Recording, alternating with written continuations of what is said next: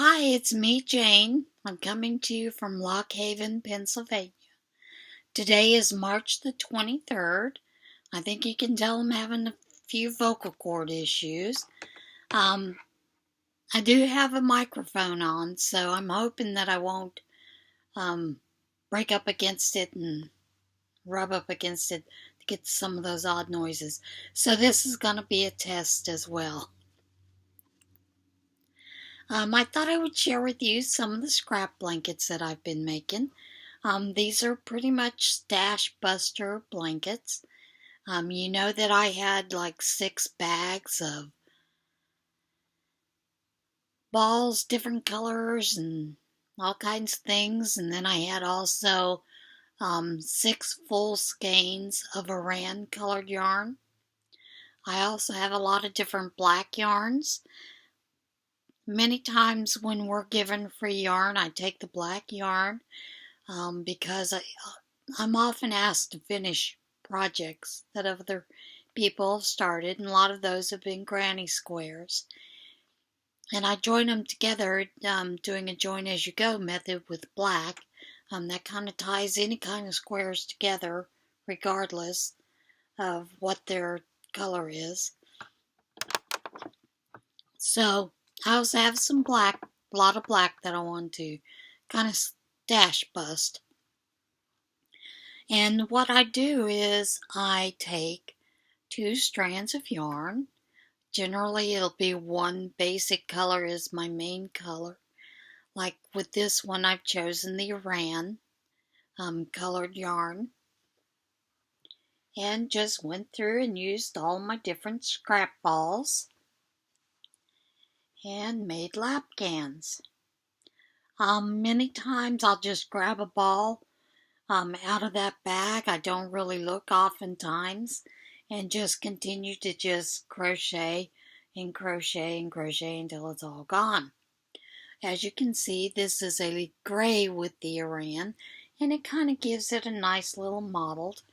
And I don't care if I have enough to go a full row or couple of rows. Like when I get to the end of that ball of yarn, I attach another color and just continue crocheting on. So that's one. And I decided to do this because with our prayer shawl group, oftentimes we don't have enough lapgans. So this is a good way to just use up things and make lapgans. And here's a second one that I did. Again, just using up scraps.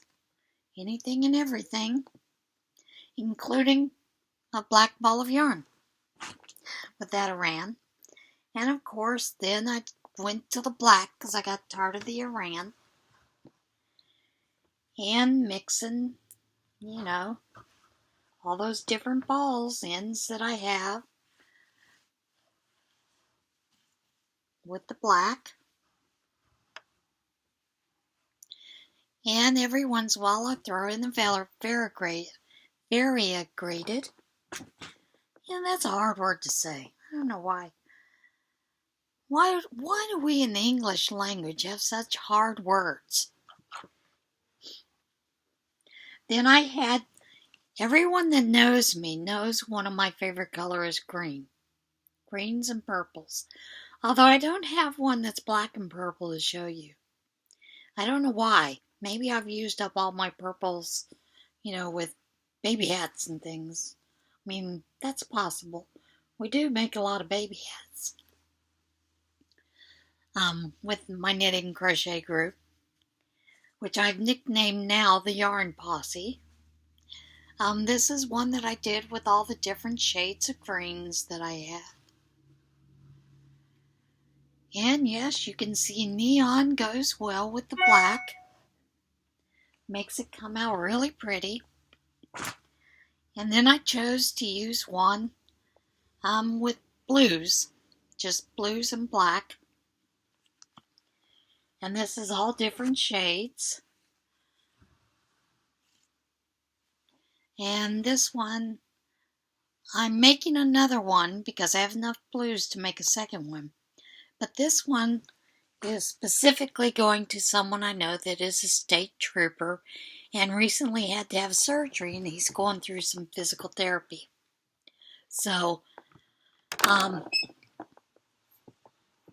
that will be going to him. I thought that I would show you how I did it, and then we could start one together so you can get an idea. I also thought I'd update you on where I've been for the past month. Generally, I use an N or a P hook. This is a clover hook. And generally, I use this one. I did get a new acquisition this week, which is a MN hook. And I'm going to use this one today.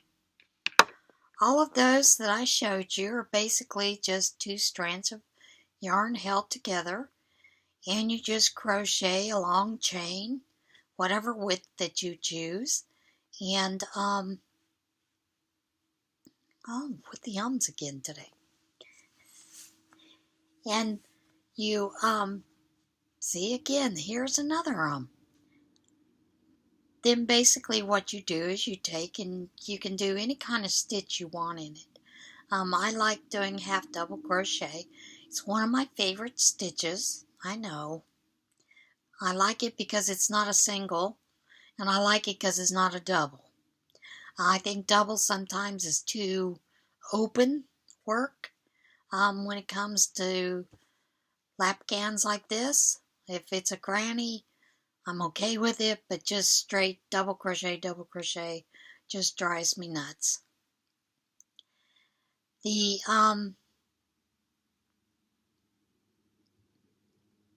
idea of this is just to stash bust. You can also do this as a sampler stitch blanket, where you can do different stitches. The only thing is, if you're going to do certain stitches that call for like groups of 3s or 4s, that you know how many stitches you have in your chain, so that you can either start off with just some doubles or whatever you need on each end, and then do your multiples in the center.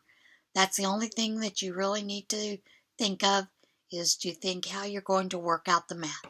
So I thought we'd get started, and I'd show you what I was doing. You'll notice that I am putting on a silicone thumb. This is what you use when you are ironing, and it's to help keep you from burning your fingers. Ever since I had my neck surgery, this finger on this pad and this one are completely numb.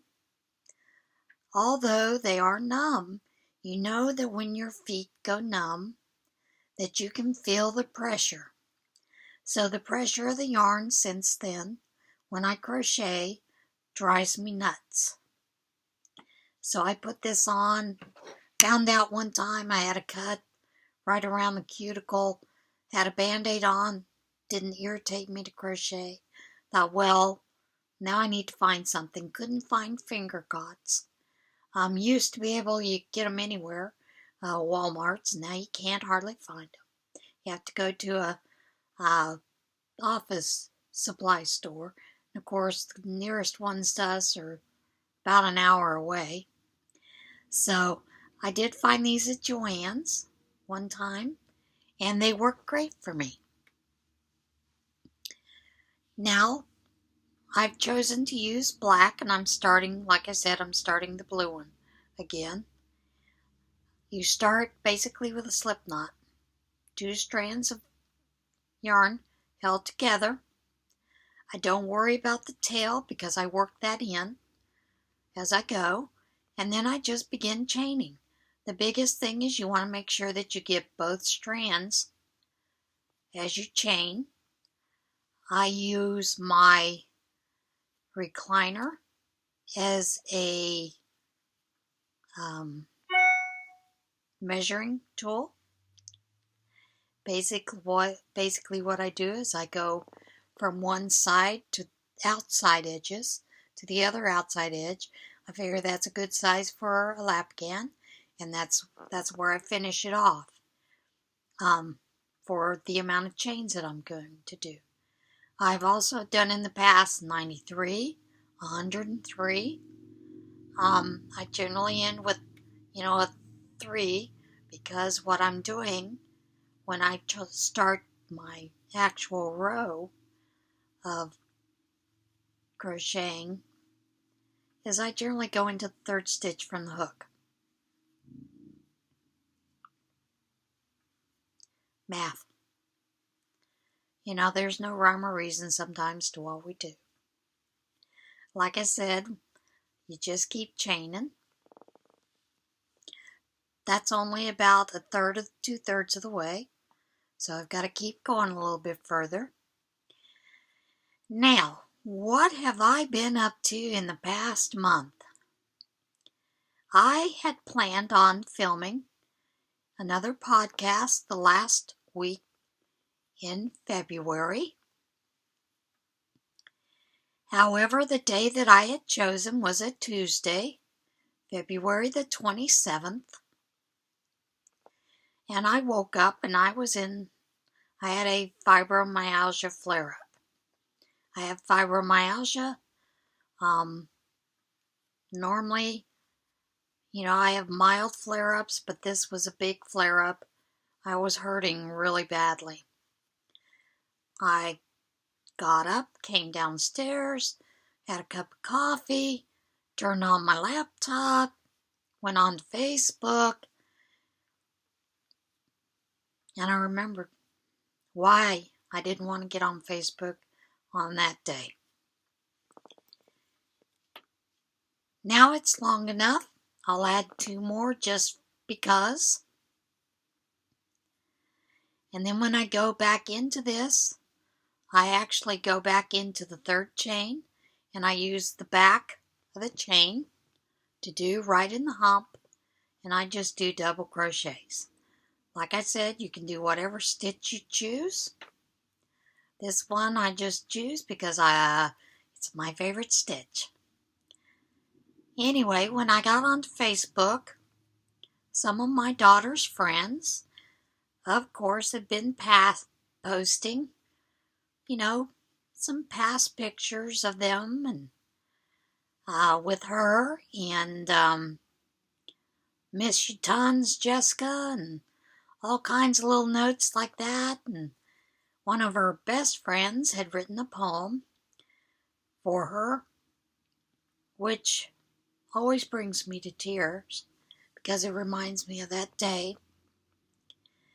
My daughter passed away 8 years ago on February the 27th. So that day is always a hard day for me. I try not to get on Facebook, but you know what? It really doesn't matter, because then when I get on Facebook the next day, I'm going to see those posts. But I do know that I'm a mess that day emotionally.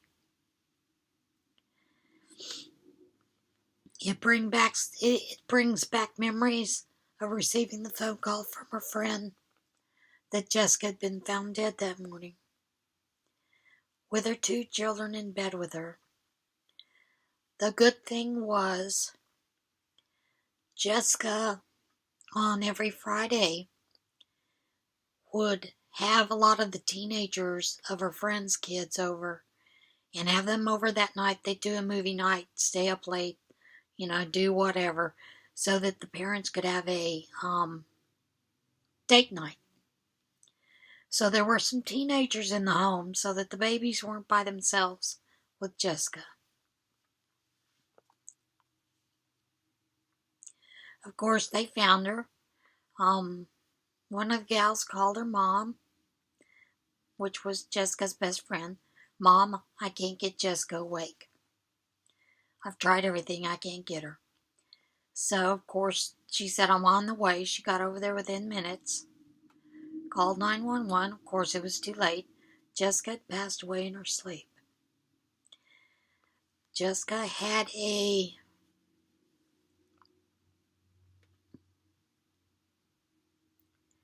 Chiari formation and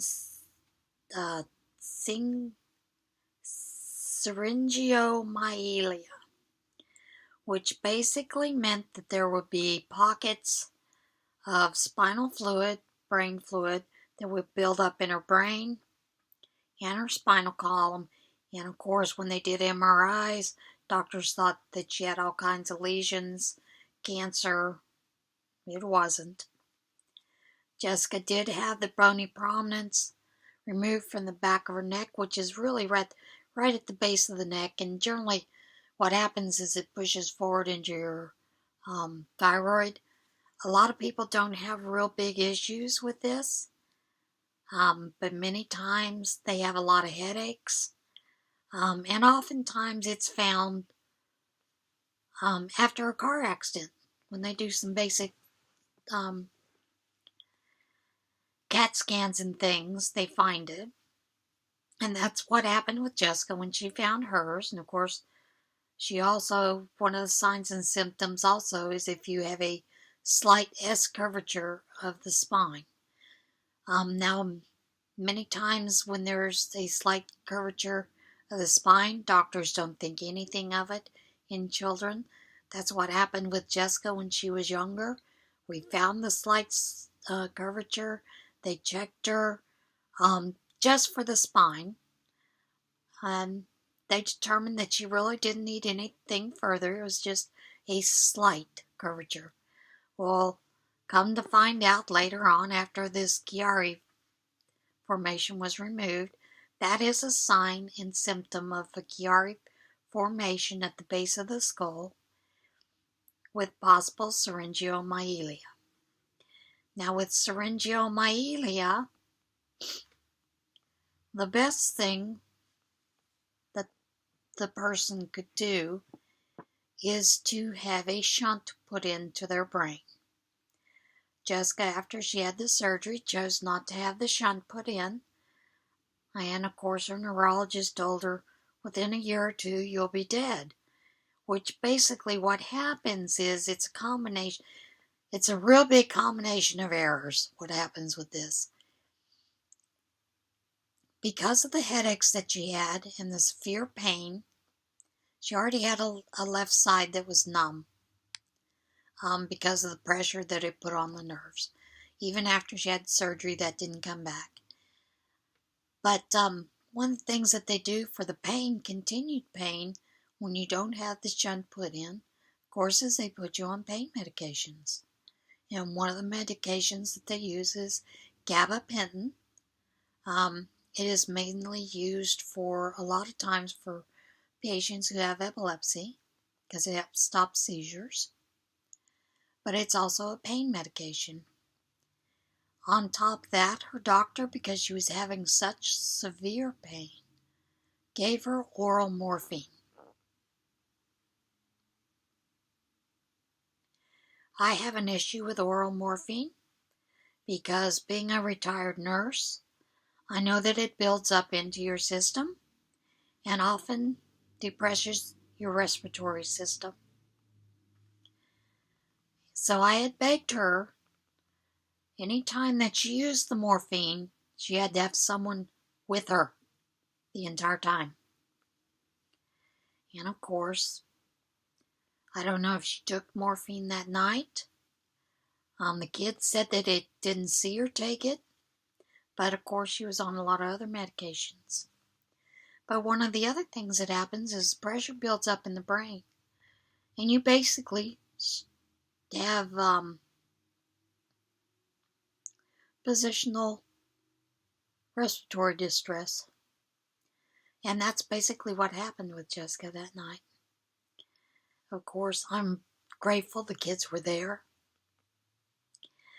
They prevented my two granddaughters from being alone with her all weekend because her oldest son was with his father for the weekend. And of course, they wouldn't have found him if she'd have been alone with the kids until that Sunday evening. So, in many ways, it was a blessing because the kids weren't left alone. But that is part of the reason that I did not film that day. After that, I kind of just got busy with things that were going on. Didn't realize I hadn't filmed. Happens, you know. I do a lot of activities. Twice a week I go exercise. Twice a week I meet with different groups to knit and crochet. So those days are pretty much filled. Tuesdays, oftentimes I have a sewing class or an embroidery class over in Mifflinburg, Pennsylvania, with the Bernina dealer. And I enjoy that class, so I go every month. And other times, we've got the bus trips that we've been doing with the senior centers. And have been on the go. In the meantime, things get away from you and you just get lost sometimes. And that's kind of what happened with me. So, I've been seeing that a lot of people have been doing this crochet with me. So I thought we would start a Scrapbuster blanket together. And that way we could chat a little bit, tell you a little bit of my woes and what's going on. Also, I thought I'd tell you about what I'm reading, what I'm watching on TV. One of my favorite shows was Longmire. I was pretty upset when A&E took it off. Thrilled to death when Netflix picked it up. And of course, now it's the last season. Netflix has not renewed it. So I'm upset about that, but I am trying to catch up on watching those while I'm sewing and whatnot. I haven't got to the end yet. I have about 5 more episodes to go, 6 more episodes, something like that. Now, what I do when I get to my tail, instead of worrying about weaving it in, I just crochet over that tail.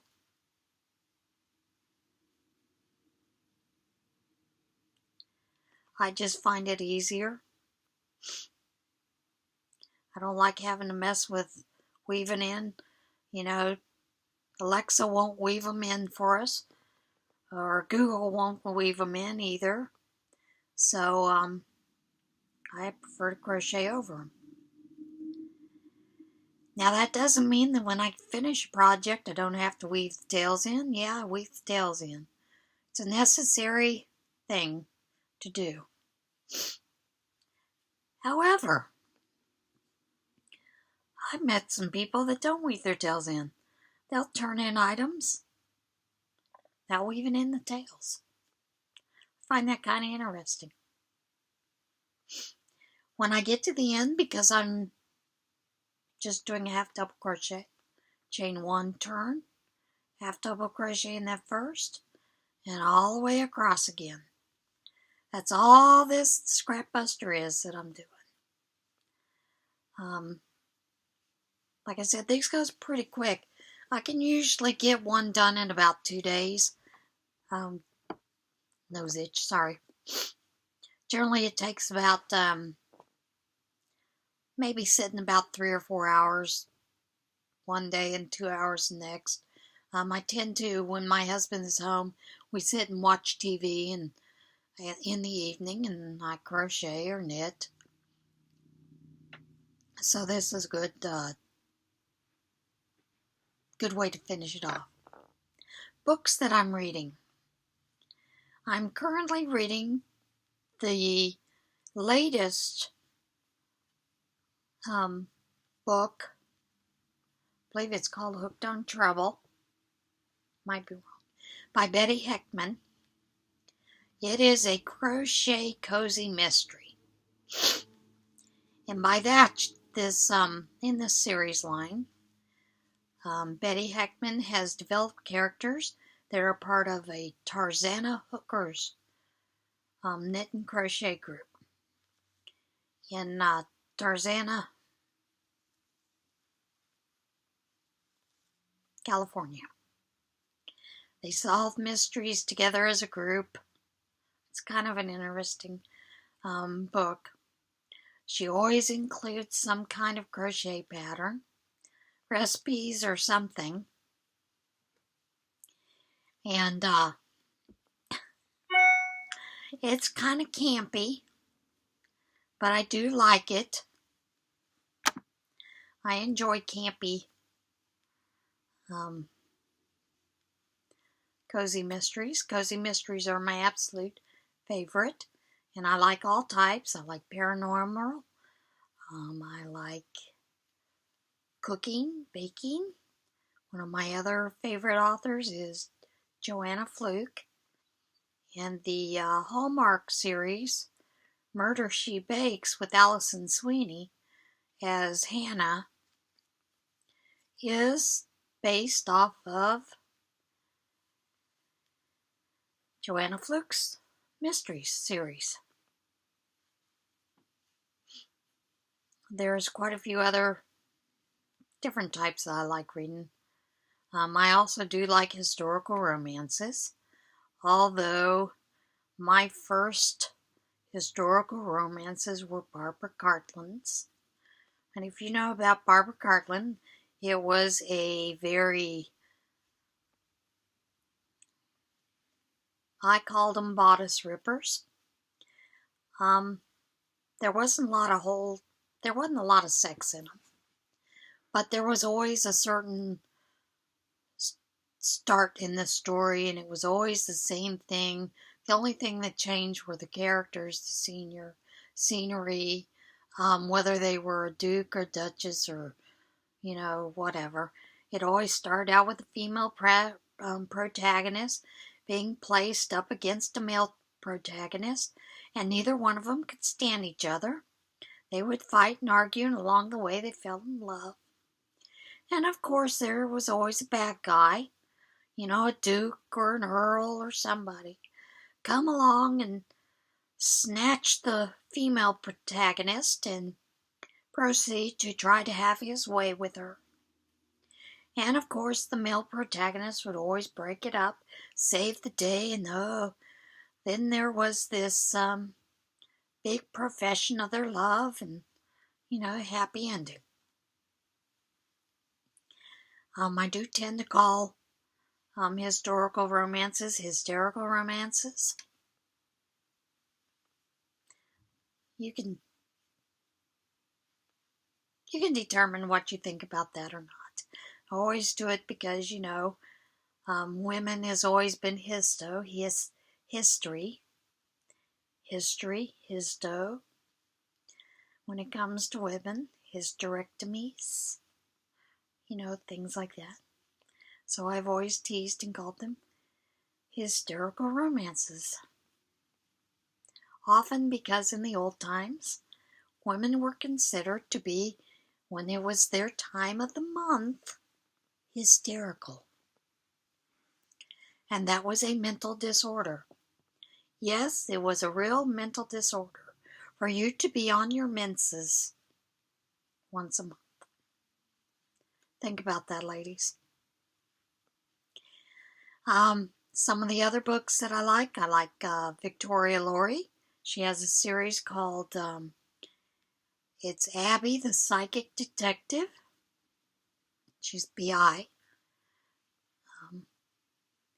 And I enjoy those as well.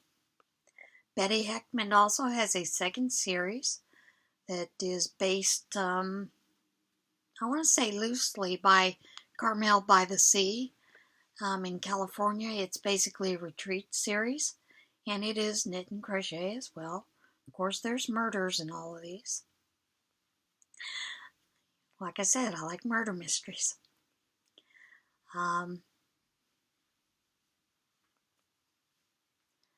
See, some of the other shows I'm watching. I'm trying to catch up on This Is Us. This season's This Is Us.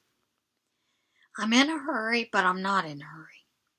Because I know we finally find out what happens to Jack. I don't know about you, but this show, several times I'm brought to tears through the show, laughter. I mean, the emotions are all up and down with this show, and I love it. I do watch a lot of other shows that are medical related, like Grey's Anatomy. I love Grey's Anatomy. I love How to Get Away with Murder. Murder. Do you get the thing? I love Criminal Minds, only because I know, even though some of those storylines seem bizarre, they are based on true stories. How do I know that? One of the things that I dabble in is writing mysteries. And you have to do a lot of research when you're doing this, not only to determine if your forensics is sound enough in your writing, but as well as, if you're choosing to use a poison, is it appropriate? Would a woman actually use it? Would it be more likely to be a male? All kinds of things play into writing books. And that's something I dabble in. I do write,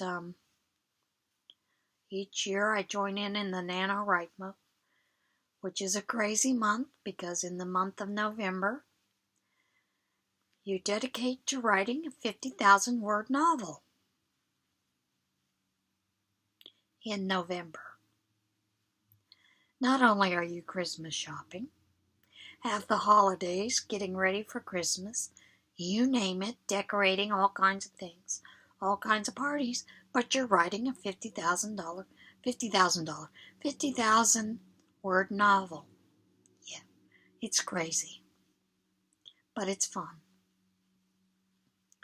I have been a part of writers groups in the past.